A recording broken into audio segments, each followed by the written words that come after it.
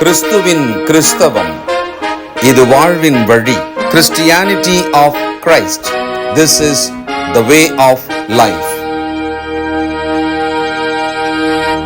பரிசுத்த ஆண்டவர் இயேசுவின் நாமத்தில் உங்களுக்கு வாழ்த்துக்கள். தேவனுடைய கிருபையும் சமாதானமும் இந்த மனிதரோடும் இருப்பதாக. அன்பை வெளிப்படுத்துவதற்கான வழி என்ன? நம் அன்பை எவ்விதமாக வெளிப்படுத்த வேண்டும்? தேவன் அன்பாகவே இருக்கிறார். அவர்களிருந்து மட்டும்தான் அன்பு வரும். மாயமற்ற அன்பு, பரிசுத்தமான அன்பு.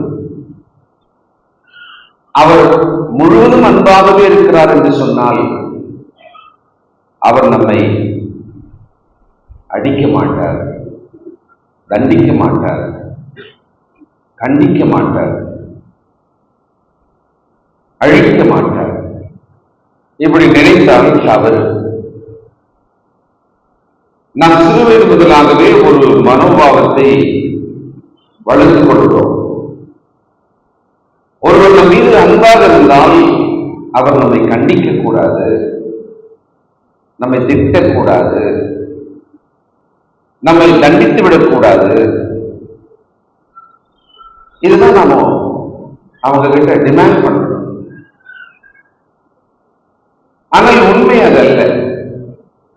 அன்பின் வெளிப்பாட்டில் ஒரு வழி, துரோகியாக எனக்கு சொந்த குமாரனை பலி கொடுப்பது.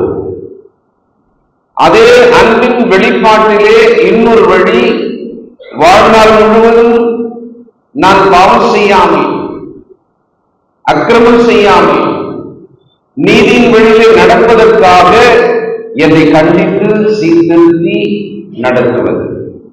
நாம் வாழும் இந்த சமுதாயமானது மிகப்பெரிய மாற்றங்களை அடைந்து கொண்டே வருகிறது. அதிலே கவலைக்குரிய மாற்றங்கள் என்றிருக்கிறது. நம்முடைய வசதிக்காக நாம் உண்டாக்கி பயன்படுத்துகிற அநேகம் நம்மை அழிவுக்கும் கஷ்டத்துக்கும் உள்ளாக்குகிறது, பயமுறுத்துகிறது. இன்றைய தலைமுறை பிள்ளைகளை பார்க்கும்போது அவர்கள் கண்டிக்கப்படுவதை விரும்பவில்லை, கண்டித்தால் ஏற்றுக்கொள்ளவில்லை. கண்டித்தல் என்பது மட்டுமே அவர்களுடைய அகராதியிலே வேண்டாம் என்று நினைக்கிறார்கள். இப்படி ஒரு சமூகம் வளர்ந்ததுனால என்ன ஆச்சுன்னா, சமீபத்திலே நான் சில விஷயங்களை செய்தியாக படித்தேன், பார்த்தேன். அதில் பாதிக்கப்பட்டவர்களிடத்திலே சொல்ல கேட்டேன். பெற்றார் பயப்படுகிறார்கள் பிள்ளைகளை கண்டிப்பதற்கு. தவறு நிச்சயம் தெரிகிறது, ஆனால் கண்டிக்க முடியாது என்று பெற்றோர் நினைக்கிறாங்க. ஐயோ, கண்டிக்கவே முடியாது. கண்டித்தால் என்ன ஆகும்? கண்டித்தால் அந்த பிள்ளைகள் தவறான முடிவு எடுத்து விடுவார்கள். 16-17 வயது பிள்ளைகள் 3 பேரை பற்றி நான் கேள்விப்பட்டேன். கன்னியாகுமரியிலே +1 படிக்கிற பெண் பிள்ளை இன்ஸ்டாகிராம் பார்த்து கொண்டே இருக்கிறார். இரவெல்லாம் அம்மா கண்டிக்கிறார். என்னம்மா, படிக்கணும், உடம்பு கெட்டுடும், மனசு கெட்டுடும், அதனால ஒரு பிரயோஜனம் இல்லை, இப்படி செய்யாத. சில நாட்கள் சொல்லிட்டே இருக்காங்க, கண்டிக்கிறாங்க. ஒரு நாள் ரொம்ப திட்டான். அவள் ஜன்னலில் தூக்கு போட்டு சென்று விட்டார். அதுபோல 3 விஷயங்களை கேள்விப்பட்டேன். எல்லாமே 16 வயசு 17 வயசு தான். சம்பரம்பாக்கத்துல, திருப்பூர்ல,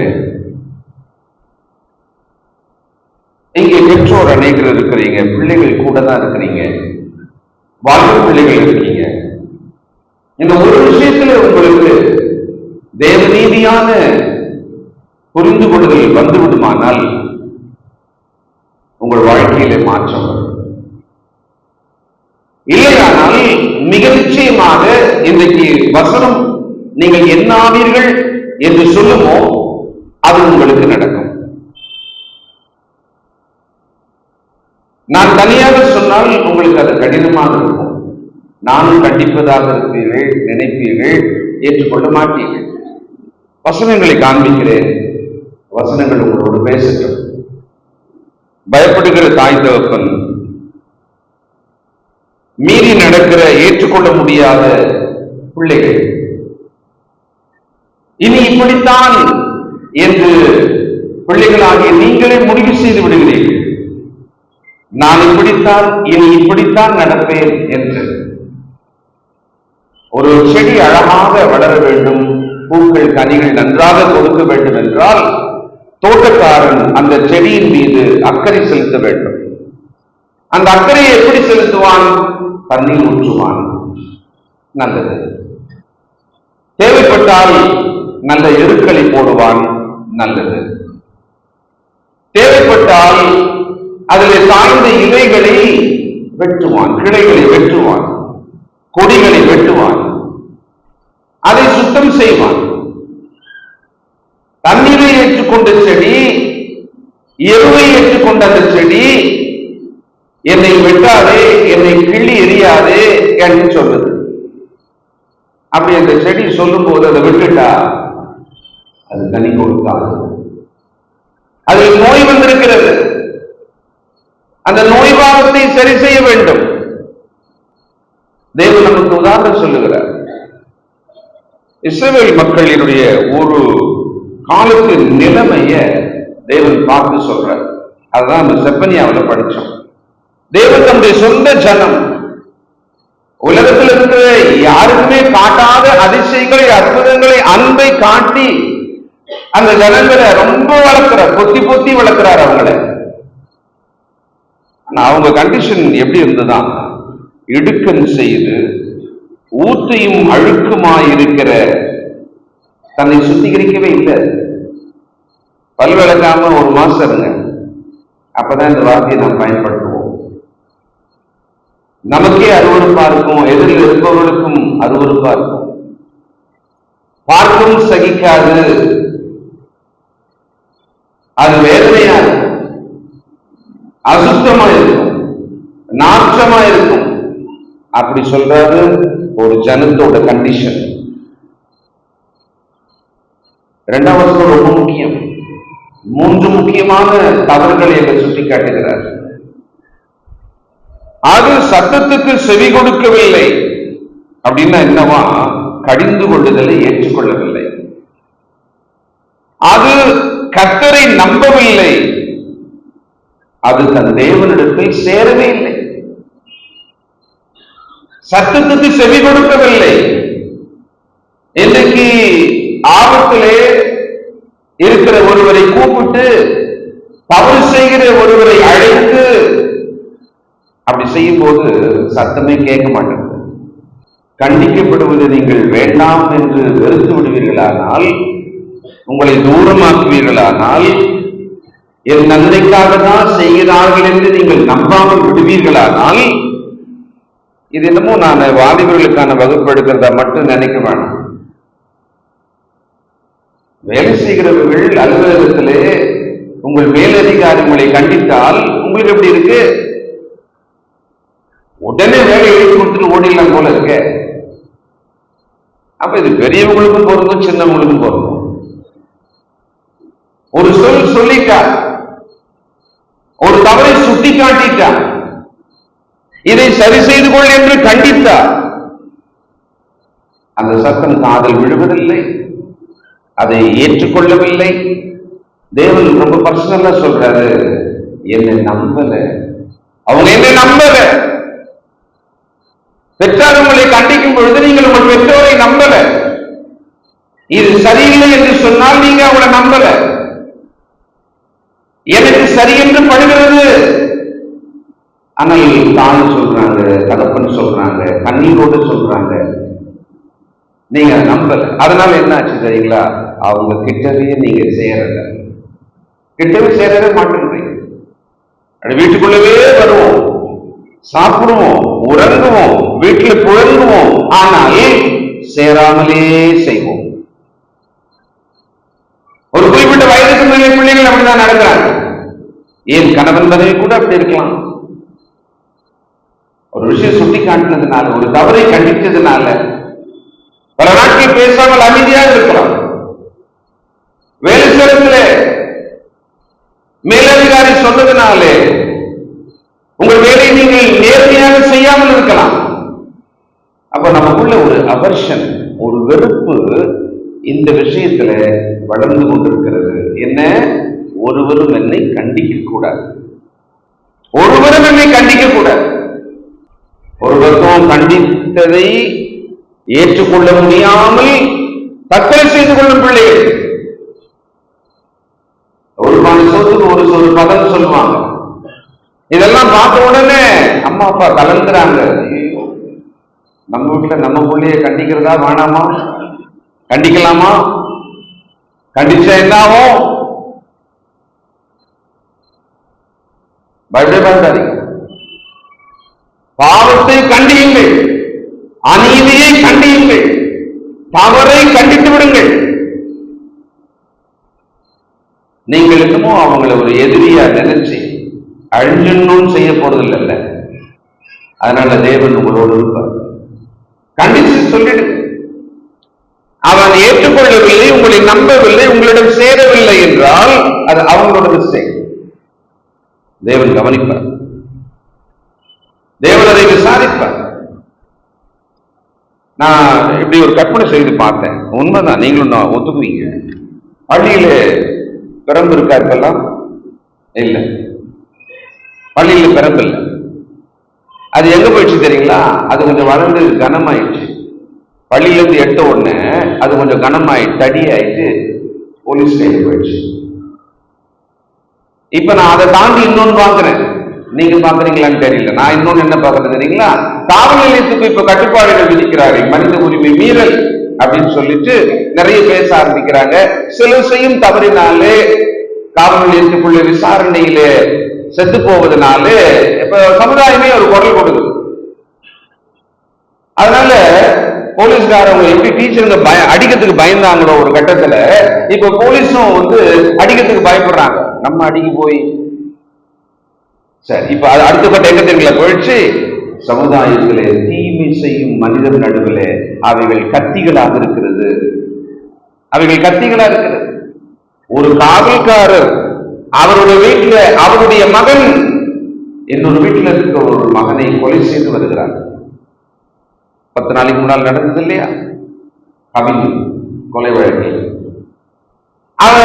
காவல்காரரோட மகன், அவன் கையில ஒரு ஆயுதம் இருக்கிறது. இன்னொரு தன் சமமான ஒரு வாலிபனை காரணம் என்ன வேணாலும் இருக்கட்டும் கொலை செய்து விட்டார். அப்ப பாருங்க, பள்ளியில திருத்தத்துக்கு கண்டிக்கிறதுக்கு வச்ச ஒரு பெரம்பை எடுத்துட்டு காவல் நிலையத்தில மிரட்டுவதற்காக இருந்த தடியை எடுத்துட்டு இப்போ கத்திகளுக்கு நடுவிலே நாம் போய் வருகிறோம்.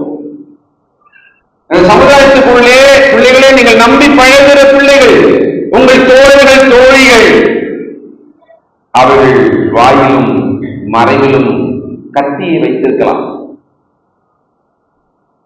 உங்க அம்மா வச்சிருக்க மாட்டாங்க, உங்க அப்பா வச்சிருக்க மாட்டாங்க, போதகர் வச்சிருக்க மாட்டார், உங்க தாத்தா பாட்டிலாம் வச்சிருக்க மாட்டாங்க, உங்கள் உறவுகள் வச்சிருக்க மாட்டாங்க. அப்போ கண்டிப்பதை ஏன் வெறுக்கிறோம்? அது கொஞ்சம் கஷ்டமான விஷயம் தான். கண்டிச்சுட்டா அது கொஞ்சம் கஷ்டமா தான் இருக்கு. எனக்கு கூட கண்டிச்சுட்டோம்னா அப்படி மனசுல சுருக்கணும். என்னடா அது நம்ம மிஸ்டேக், சொல்லிட்டாங்களே, எப்படி கண்டுபிடிச்சாங்க, அது சுட்டி காமிக்கிறாங்களே, அதுல இன்னும் கொஞ்சம் அதிகம் எப்படி அவன் தெரியுங்களா? பக்கத்துல 2-3 பேர் இருந்துட்டாங்கன்னா போச்சு. ஐயோ இவங்க எதுக்கு சொல்லிட்டாங்களே, நம்ம மிஸ்டேக்க கண்டிக்கிறாங்களே, அதுல இன்னும் கொஞ்சம் மேலே ஏறும். என் வயசை விட கீழே கண்டிச்சுட்டாங்களே, இப்படியே லெவல் ஏறிட்டே போகும். நமக்கு மாற்றம் தேவை, கண்டிப்பா நமக்கு மாற்றம் தேவை. சில வசனங்களை வாசிக்கலாம். நீதிமொழிகள் 3ஆம் அதிகாரம் 11ஆம் வசனம். Proverbs 3:11. என் மகனே, அற்பமாக எண்ணாதே, அவர் கடிந்து கொள்ளும் போது சோர்ந்து போகாது. கடிந்து கொள்வது ஒரு சோர்வான விஷயம் தான். தூக்கி கொஞ்சமா என்ன, தூக்கி கொஞ்சம்னா சந்தோஷமா இருக்கும். ஒரு தவறை சுட்டி காட்டி அது தவறு என்று சொல்லும் போது அது கொஞ்சம் கஷ்டமா தான் இருக்கும். உடம்பு சரியில்லை, மாத்திரையை போடுன்னா கஷ்டமா தான் இருக்கும். வயிறு சரியில்லை, இந்த கஞ்சியை குடினா கஷ்டமா தான் இருக்கும். பட் அதை தவிர்க்க முடியாது. நான் சுகமாக வேண்டுமானால் அதை தவிர்க்க முடியாது. நான் சீராக வேண்டுமானால் அதை நான் தவிர்க்க கூடாது. வயிறும் சரியில்லைன்னும் போது நான் 3 வேளை பிரியாணி தான் சாப்பிடுவேன்னா முட்டாள் தானே. அந்த ஆலோசனையை, அவனுடைய சுகத்துக்கான ஆலோசனையை அவன் ஏற்றுக்கொள்ளவில்லை தானே. தயவு செய்து பெரியோரும் சிறியோரும் இந்த விஷயத்திலே நம் மூளையை துலக்கி நம் இருதயத்தை சீர் செய்து நாம் தேவ நீதியின்படியாக ஒரு முடிவை எடுக்க வேண்டும். இன்னைக்கு ஒரு முடிவை எடுத்துவிட்டு வெளியே போகணும். தேவன் அந்த ஜனத்தை பார்க்கிறார். அந்த ஜனம் எவ்வளவு வருஷமாக இருக்கிறது. 15ஆம் அதிகாரம் 10ஆம் வசனம் நீதிமொழிகள் 15:10. வழியை விட்டு விலகுகிறவனுக்கு, வழியை விட்டு விலகும்படியான முடிவு செய்த ஒருவருக்கு, வழியை விட்டு விலகி போய் கொண்டிருக்கிற ஒருவனுக்கு கூட்டு புத்திமதி சொன்னா எப்படி இருக்குங்களா? விசனமா இருக்கும். என்ன, why are you stopping me? ஏன் நீங்க சரியில்லைன்னு சொல்றீங்க? நான் ஒரு வழியா போயிட்டு இருக்கல, எனக்கு இஷ்டமா இருக்கு, எனக்கு அது சந்தோஷமா இருக்கு. கூட்டு நீங்க எனக்கு புத்தி சொல்றீங்க, வேண்டான்னு சொல்றீங்க, அது சரியில்லைன்னு சொல்றீங்க. உங்களுக்கு எப்படி தெரியும்? தெரியும்.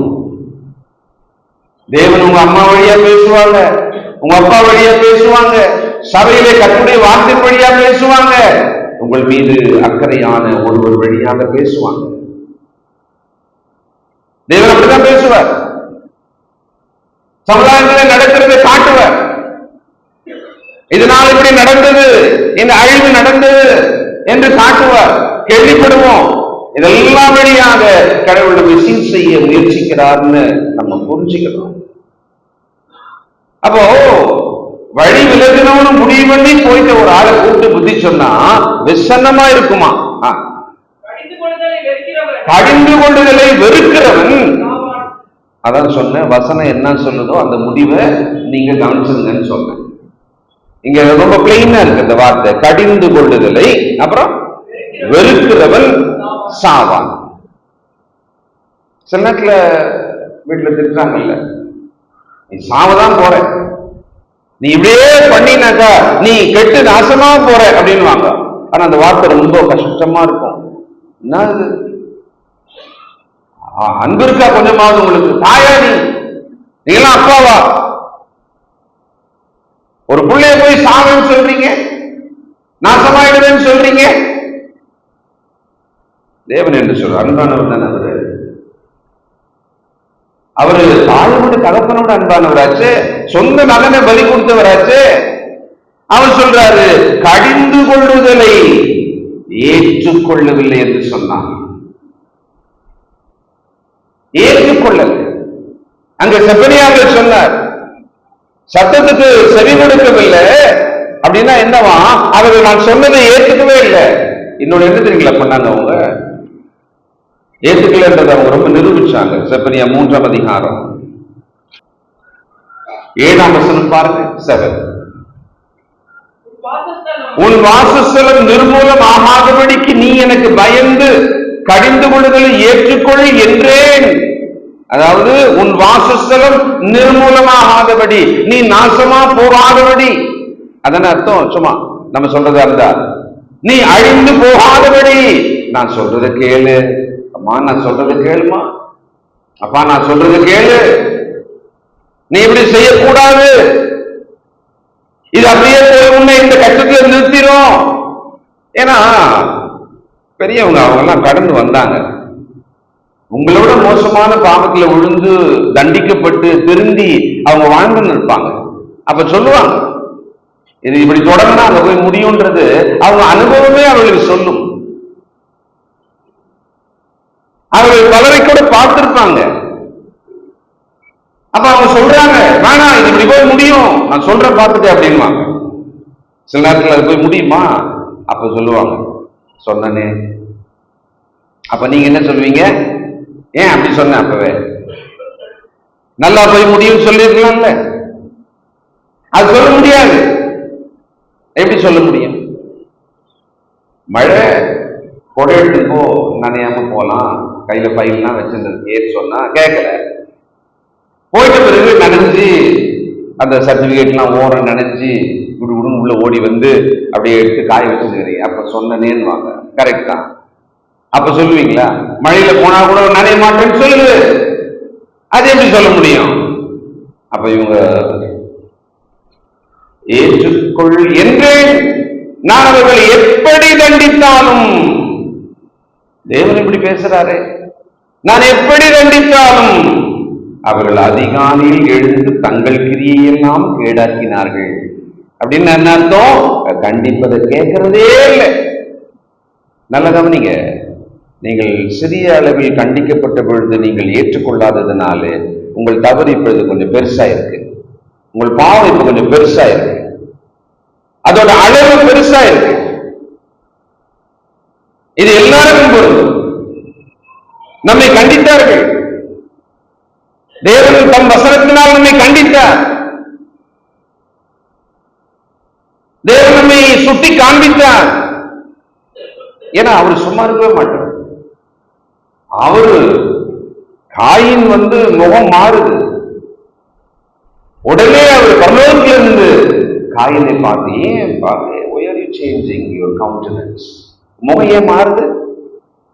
ஏன் உன் சகோதரனுக்கு எதிராக நீ எப்படி யோசிக்கிற? பாவம் செய்ய போகிறாயா நீ? அதுக்கப்புறமா தேவர் என்ன பண்ணாரு?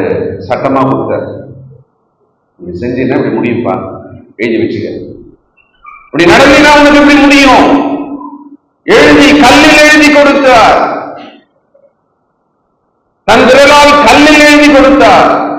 வச்சுக்கங்க, இந்த விஷயத்தை வச்சுக்கங்க, ஜஸ்ட் எவ்ரிடே அதை பாருங்க, அதை படிங்க, அதை மனசுல வச்சுக்கங்க அப்படின்னு.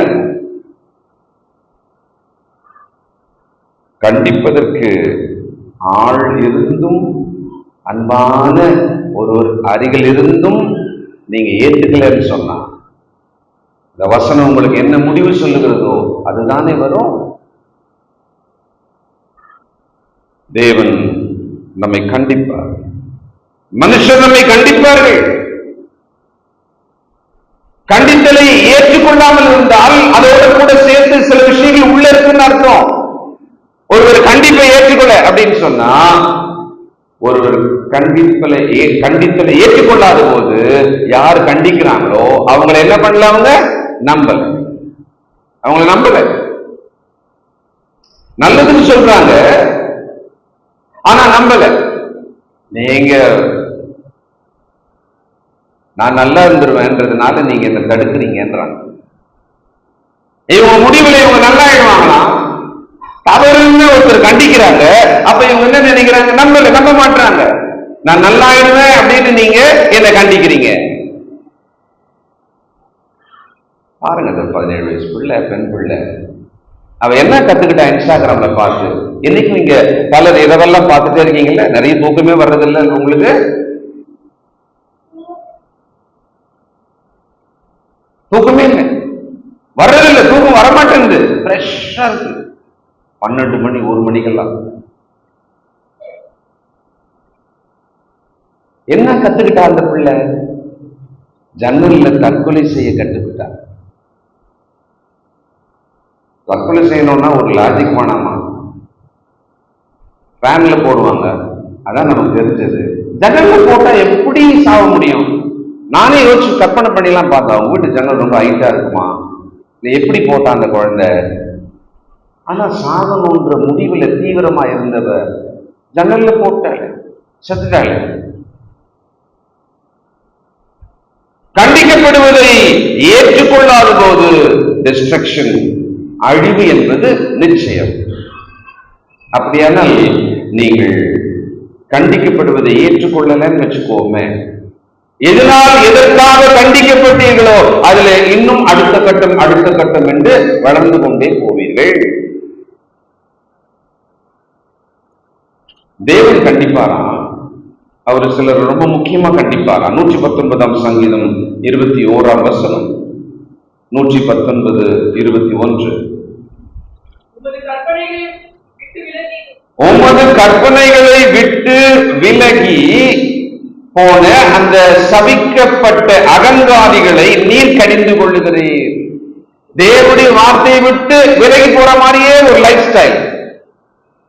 எதை பார்த்தாலுமே கர்த்தருடைய வார்த்தையின்படி சரியாய் நடக்கிறதாக பொறுத்தவே முடியல.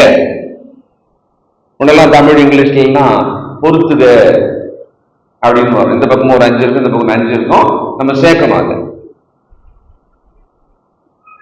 ஆனால் பொறுத்தவே முடியவில்லை. இதோ கர்த்தருடைய வார்த்தையின்படி இந்த சகோதரன் நடக்கிறான், இந்த சகோதரி நடக்கிறாங்க அப்படின்னு பிக்ஸ் பண்ணி பார்க்கலாம்னு பார்த்தா எந்த விஷயமும் பொருந்தவே மாட்டேன். அப்படின்னா பின்னால என்ன இருக்குங்களா? அவர்கள் இருதயம் அகங்காரமாக இருக்கிறதா. என் இஷ்டம் நான் நடப்பேன், என் வழியில நான் நடப்பேன், என் போக்குல நான் போவேன். அப்படியானால் கர்த்தர் சொல்லுவதையும் நாம் கண்டிக்கப்படுவதையும் ஏற்றுக்கொள்ளாத போது உள்ளுக்குள்ளே அகங்காரம் இருக்கிறது. சொல்லும் நபர் மீது நம்பிக்கை இல்லை. அதனால இந்த வட்டத்துக்குள்ளவே இருக்க வேணாம்னு வெளியே போயிடுறது. ரொம்ப ஆபத்து. மிகப்பெரிய பாவம் செய்து கெட்டு போகணும்னு அவசியம் அல்ல. உங்கள் வீட்டில் நீங்கள் கண்டிக்கப்படுவதை ஏற்றுக்கொள்ள வேண்டிய சொன்னாலே நீங்கள் கெட்டு போவீர்கள், அல்லது நாம் கெட்டு போவோம். தேவனுடைய வசனம் என்னை கண்டிக்கிறதானால் நான் கேட்கணும் இல்லையே? நான் வசனத்தை சொல்ற ஆளாச்சு. 4 நூற்றாண்டுக்கு மேல வசனத்தை சொல்லிட்டே இருக்கிற ஆளு எனக்கு ஒருத்தர் என்ன கண்டிக்கணும்ன்ற இடமே இருக்கக்கூடாதுல, சான்ஸே கிடையாது. நான் நினைச்சேன்னா அகங்காரி தான், என் இருதயம் கர்வமா இருக்குதுன்னு அர்த்தம். அப்படி கண்டிக்கப்பட்டா கூட அது எனக்கு இல்லை அப்படின்னு நான் விட்டுட்டேன்னா நான் அந்த விஷயத்துல இன்னும் கெட்டு போய் நாசமாவேன் என்று அர்த்தம். நான் என்னைய பிரசன்ட் பண்றேன். கண்டிக்கப்படுவதை ஏன் ஏற்றுக்கொள்ளல? சோர்வு வருது, கஷ்டமா தான் இருக்கு, கேட்கறது கஷ்டமா தான் இருக்கு, பிடிக்காது. நல்லா இருக்கும் நல்லா இருக்கும் நல்லா இருக்கும் அப்படின்னு சொன்னா நமக்கு நல்லதா இருக்கு கேட்கறதுக்கு. சிலர் இருக்காங்க காலில இருந்து நைட்டு படுக்கிற வரைக்கும் கண்டிக்க வேண்டிய நிர்பந்தத்திலேயே தான் அவங்க இருப்பாங்க. அவங்களை கண்டிக்காம இருக்கவே முடியாது. ஏன்னா அந்த எழுந்திரிக்கிறதுல இருந்து நைட்டு படுக்கிற வரைக்குமே அவங்களோட எல்லா ஆக்ஷனும் பார்த்தாது. they need a correction, they need a review. எல்லாமே மிஸ்டேக்காவே இருக்கும், எல்லாமே மிஸ்டேக்காவே இருக்கும். எழுந்திரிக்கிறதுல இருந்து அப்படி இருக்கீங்களா? நீங்கள் மிக மோசமான தீவிரமான 4வது நிலை கேன்சர் சொல்றாங்கல்ல, அங்க இருக்கீங்கன்னு அர்த்தம். சரி செய்து கொள்ளுங்கள்.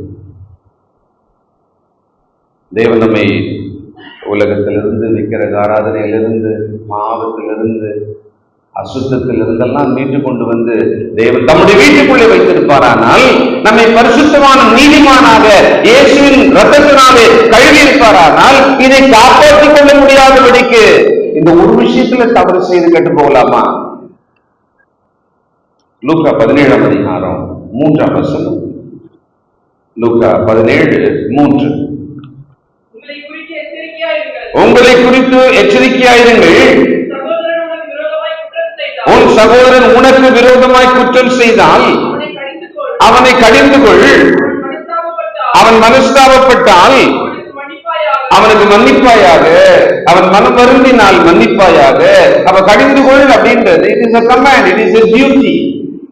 ஒரு கிறிஸ்தவனோட டியூட்டி அது கடிந்து கொள்வது. ஆனால் இன்றைக்கு கடிந்து கொள்வதற்கு பயப்படுகிற ஒரு அளவுக்கு தான் நம்முடைய உறவு எல்லாமே இருக்கு.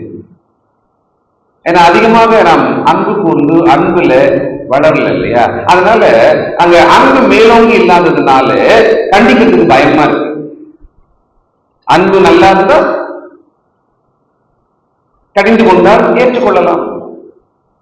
அன்பு புரிஞ்சதுன்னு சொன்னா நான் கடிந்து கொண்டால் ஏற்றுக்கொள்வாங்கல்ல.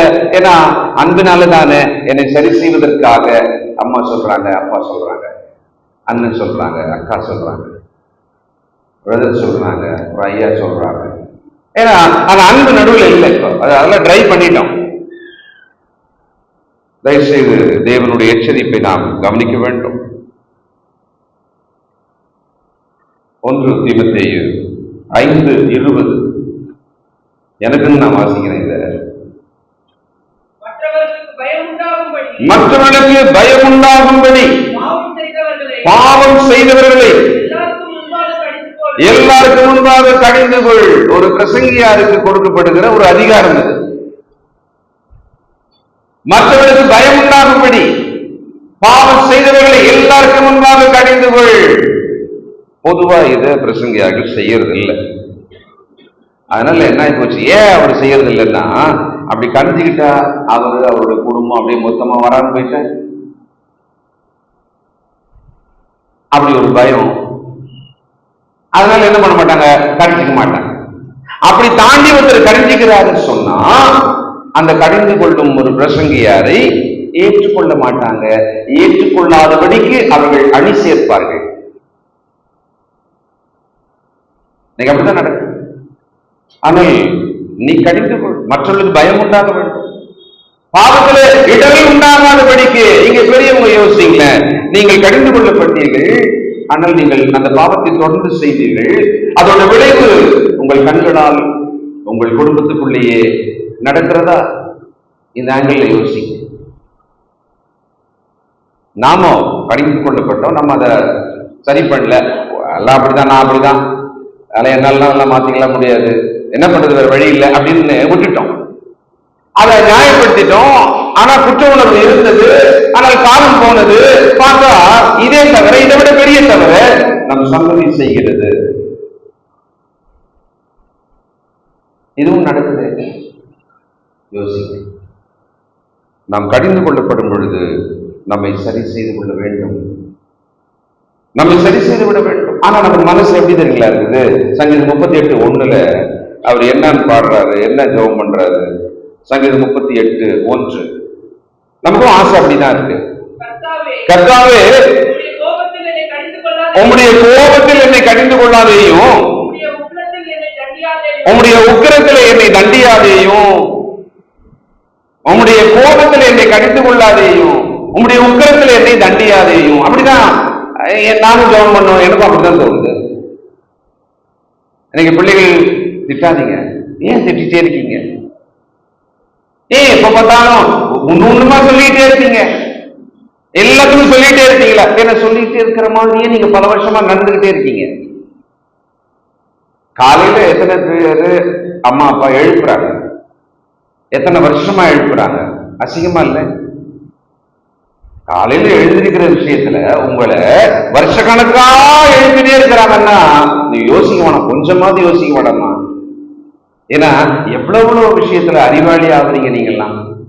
அம்மா அப்பாவுக்கு தெரியாததெல்லாம் எவ்வளவு விஷயம் தெரியுது உங்களுக்கு. அவ்வளவு அறிவாளியாக மாறுகிறோமே. ஆனால் ஒரு ஒழுக்கத்தை வீட்டில சொல்லிக் கொடுத்தா அந்த ஒழுக்கத்தை ஏற்றுக்கொண்டு அடுத்த முறைகளை திட்டு வாங்கக்கூடாது. ஒரு விஷயத்தை கண்டிக்கிறாங்களா, அடுத்த முறை இந்த தவறை நான் செய்யக்கூடாது, வேற ஏதாவது ஒரு தப்பு பண்ணா அதுல கண்டிக்கிட்டோம், அப்படியாவது யோசிங்க. நாம் கண்டிக்கப்படுவதை ஏற்றுக்கொள்ள வேண்டும். யார் ஏற்றுக்குவா தெரியுங்களா? வாசிப்போம்.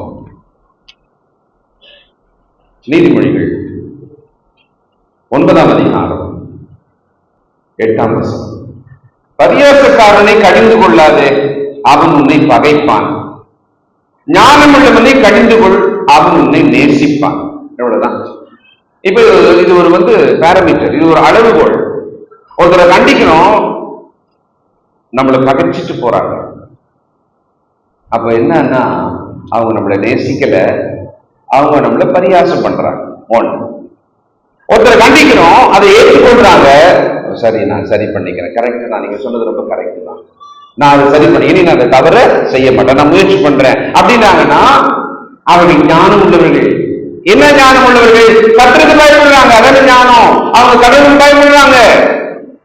அப்படியானால் உங்கள் தாய் கண்டிப்பதை, உங்கள் தகப்பன் கண்டிப்பதை, கர்த்தருடைய வசனம் கண்டிப்பதை, உங்களை நேசிக்கும் ஒரு மனிதன் உங்களை கண்டிப்பதை நீங்கள் ஏற்றுக்கொண்டால் ஞானவான்கள்.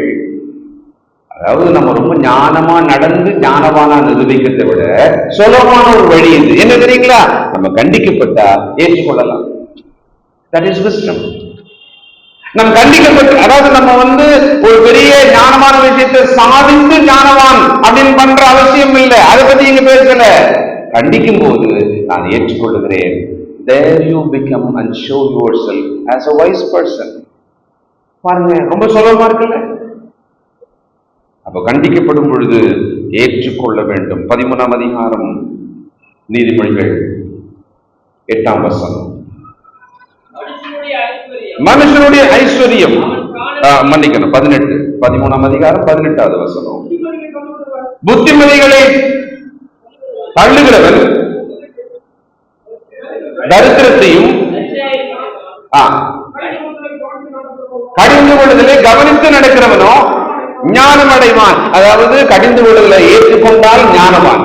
கடிந்து கொள்வதை ஏற்றுக்கொண்டு உங்களை செய்து கொண்டு வந்தா, உங்களை சரி செஞ்சுக்கிட்டே வந்தா நீங்கள் ஞானவான் ஆகலாம். ஞானவான் ஆவதுக்கு பெஸ்ட் வழி. முடிவு செய்யலாமா? இனிமேல் நான் கடிந்து கொள்ளப்பட்டால் ஏற்றுக்கொள்ளப்படும். நான் ஏற்றுக்கேன். இனிமேல் யாராவது என்ன கடிஞ்சுக்கிட்டோம், நான் ஏற்றுக்கோம்பா, அவ்வளவுதான். ஒரே ஒரு முடிவு நம்முடைய வாழ்க்கையை மாற்றும். இல்லைன்னா என்ன தெரியுங்களா? அது நம்மளை மிக வேகமாக பிரித்து விடும். அம்மா பிள்ளைகள் பிரிந்து நடக்கிறாங்க, வீட்டில் இருப்பாங்க, ஆனா பிரிந்து நடக்கிறாங்க. மனதால், அந்த அன்பான உறவால் பிரிந்து இருக்காங்க. அப்பா மகன் பிரிந்து இருக்காங்க, ரொம்ப தூரமா இருக்காங்க, ரொம்ப தூரமா இருக்காங்க. இது பெற்றாருக்கும் வேதனையா இருக்கு, பிள்ளைகளுக்கும் ஃபீல் பண்றாங்க. ஆனா அதை சரி செய்து கொள்ள முடியல. அவங்க என்ன பண்றது? ட்ரை பண்றாங்க. ஏதாவது பர்த்டே அது மாதிரிலாம் வரும்போது அந்த டைம்லயாவது அப்படி சரி பண்ணிட்டு மறுபடியும் நடக்கலாம்னு ட்ரை பண்ண. அது ஒரு நாள் முடியாது இல்ல, ஒரு நாளைக்கு முடியாது. ஒரு நாளைக்கு நீங்க அப்படியே ஹாப்பி பர்த்டே எல்லாம் சொல்லி கேட்கலாம், வெட்டி கூட அன்னைக்கு நீங்க பண்ணிடுவீங்க. மறுநாள் முடியாது உங்களால. ஏன் முடியல? அது இயல்பாக நம்முடைய மனம் திருப்பதிலிருந்து அது வரணும். சரி, இப்போ முக்கியமான ஒரு யோசனை பகுதியை காண்பிக்கிறேன். வெளிப்படுத்தல். இது இது இதையாவது நம்ம புரிஞ்சுக்கலாம். அன்பான தேவன் எப்படி ஒரு மக்களை பார்க்கிறாரு, ஒரு சபையை பார்க்கிறாரு. அந்த சபையை பார்த்து அவர் என்ன வார்த்தையை சொல்றாரு பாருங்களேன். 3ஆம் அதிகாரம் 14 முதல். லவோதிக்கேய சபையின் தூதனுக்கு எழுத வேண்டியது என்னவென்றால், உண்மையும் சத்தியம் உள்ள சாட்சியும் தேவனுடைய சிருஷ்டியும் ஆவியுமா இருக்கிற ஆமீன் என்பவர் சொல்லுகிறதாவது, உன் கிரியைகளை அறிந்திருக்கிறேன். நீ குளிரும் அல்ல அனலும் அல்ல. நீ குளிரையாவது அனலையாவது இருந்தால் நலமாயிருக்கும். இப்படி நீ குளிருமின்றி அனலுமின்றி வெதுவெதுப்பா இருக்கிறபடியால் உன்னை என் வாயை நின்று வாங்கி பண்ணி போடுவேன். நீ நிர்வாகம் கவனிக்க, இப்பதான் கண்டிஷன் சொல்றாரு. நீ நிர்வாகியம் உள்ளவனும் பரிதவிக்கப்படத்தக்கவனும் தரித்திரனும் குருடனும் நிர்வாணமாய் இருக்கிறதை அறியாமல், நான் திரவிய சம்பந்தன் ஐஸ்வர்யவான் என்று எனக்கு ஒரு குறைவும் இல்லை என்று சொல்லுகிறபடியால் நான் சரியா தானே பண்றேன். என் முடிவு சரியா தானே இருக்கு. இதுல என்ன மிஸ்டேக் இருக்கு? நான் இன்னைக்கு ஒருத்தர் நடக்கிற மாதிரி, நம்ம சுற்றி இருக்கிற மாதிரி நான் அப்படிதான் நடக்கிறேன். இதுல நான் குதர்க்கமா நடக்கிறேன். இதுல குடும்பத்துக்கு உகந்தா விதமா நடக்கலன்றீங்க.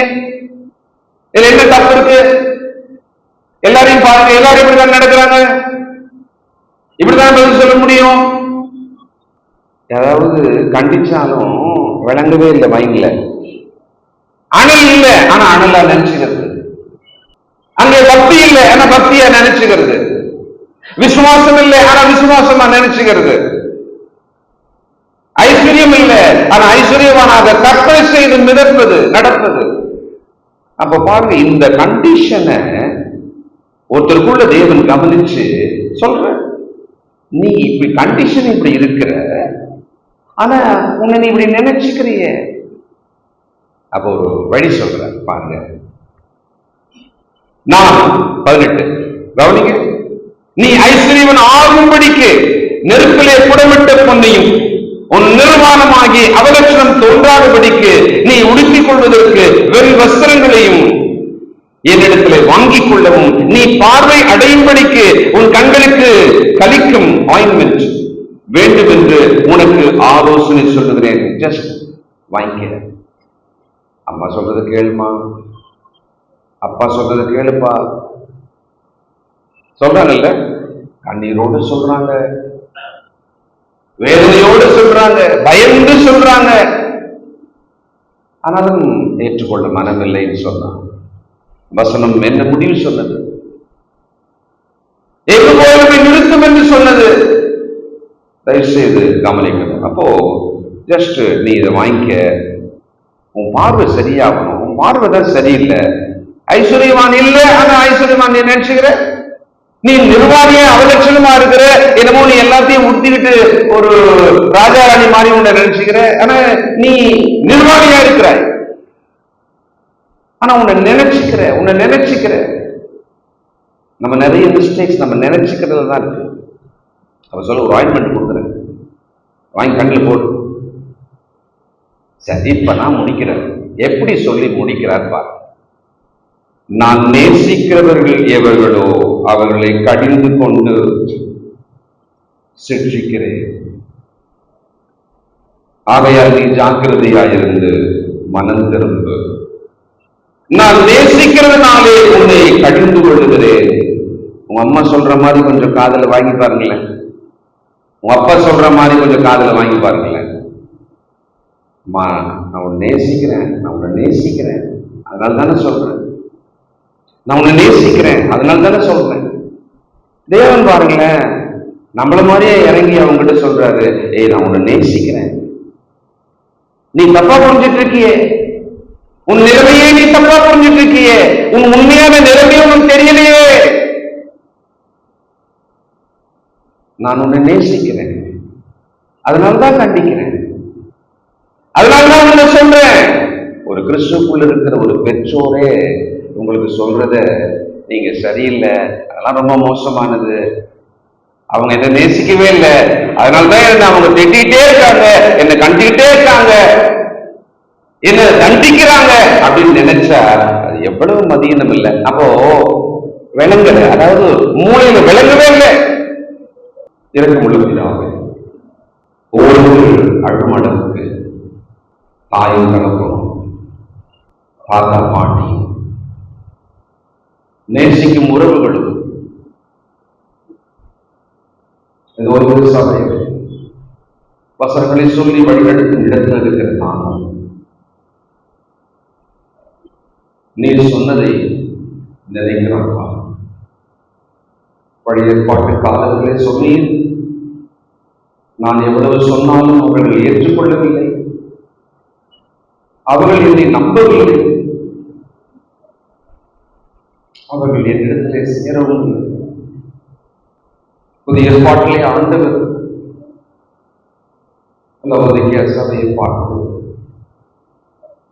நீ நிர்வாணியாயிருக்கிறாய், இதோ இந்த உடையை போட்டுக்கொள், நீ தரித்திரத்தில் இருக்கிறாய், இந்த பொண்ணை வாங்கிக்கொள், நீ புரியாமல் கிடக்கிறாய், இந்த மருந்தை உன் கண்ணில் போட்டுக்கொள் என்றாரே. இதே வரிசையிலே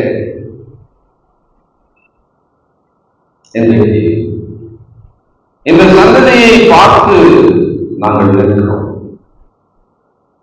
நாங்களும் எங்களுக்கு சொல்லப்படும் கடிந்து கொள்வதை உதாசனம் பண்ணி கேட்காமல் நடந்ததுண்டு. நாங்கள் பெரியவர்கள் என்று நினைத்துக் கொண்டு எங்களை கண்டிப்பதை நாங்களும் ஏற்றுக்கொள்ளவில்லை. தகவலை எங்களை மன்னியும். இன்றைக்கு சிலராவது மனதை மாற்றிக் கொண்டு, இதோ நான் தேவனை நம்புகிறேன், என் பெற்றோரை நம்புகிறேன், தேவனுடைய வீடாகிய சபையை நம்புகிறேன், என்னை சீர் செய்து கொள்ளே என்னை ஒப்புக் கொடுக்கிறேன் என்று ஒப்புக் கொடுக்க மனம் திரும்ப உதவி செய்யும்.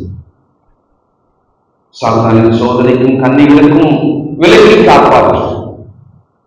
எங்கள் பிள்ளைகள் தீயோருக்கும் பட்டயங்களுக்கும் நடுவில் நடக்கிறார்கள் அப்பா. வஞ்சனை சூழ்ச்சிகளுக்கு நடுவில் அவர்கள் போய் வருகிறார்கள். சாத்தான் பெரியோரு வஞ்சிக்கிறான்.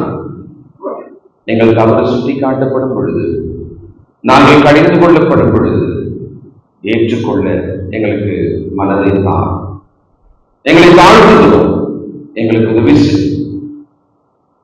கெட்டு போகாமல் என்று நீர் சொன்னீரே, இதோ என்னுடைய சபையிலே ஒருவர் கெட்டு போகாமல் ஆத்ம ஈடேற்றம் அடையும்படி நீர் உதவி செய்து காப்பாற்றும். இயேசு கிறிஸ்துவின் நல்ல நாமத்தில் ஜெபிக்கிறோம் பிதாவே. ஆமென். God bless you.